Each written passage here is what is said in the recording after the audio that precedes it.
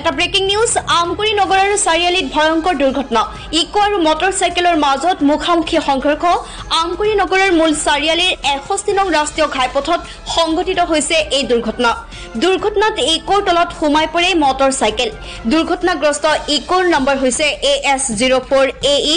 9394 আৰু মটৰচাইকেলখনৰ নম্বৰ হৈছে AS02W 9469 দুৰ্ঘটনাত মটৰচাইকেলৰ আৰোহী পৱন দত্ত সামান্য পৰিমাণে আঘাতপ্ৰাপ্ত হয় পৱন দত্তৰ ঘৰ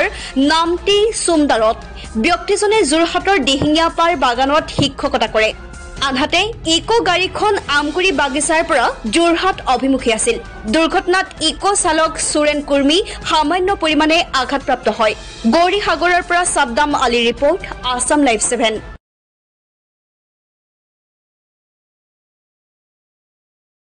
মানে ইফালৰ পৰা মই গাড়ী ফালে গৈ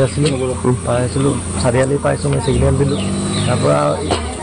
স্পীড মানে ইমানৰ স্পীডত নাই আৰু ডাইৰেক্ট গৈ আছোঁ তাৰপৰা সিফালৰ পৰা দাদাজনে ইফালে বাইকখন লৈ একদম আহিয়ে গ'ল ছিগনেল টিগনেল একো দিয়া হৰ্ণ মৰা নাই মই এওঁলোকক মাৰি পাৰ হৈছোঁ আহিবলৈ একদম তাৰ এইখন পালে যেতিয়া লাগিলে আৰু ঢাপকৈ যেতিয়া বাজিলে মাজত একদম পূৰা সন্মুখত মই চিধা আৰু ষ্টাৰ্ট অফ কৰি দিলোঁ তেতিয়া গাড়ীখন অলপ ধাক্কা মাৰি আগফালে গুচি গ'ল গাড়ীখন অলপ ৰলফালে সোমাই মেডিকেল মই অলপ দুখ পালোঁ দাদাজনে অলপ পাইছে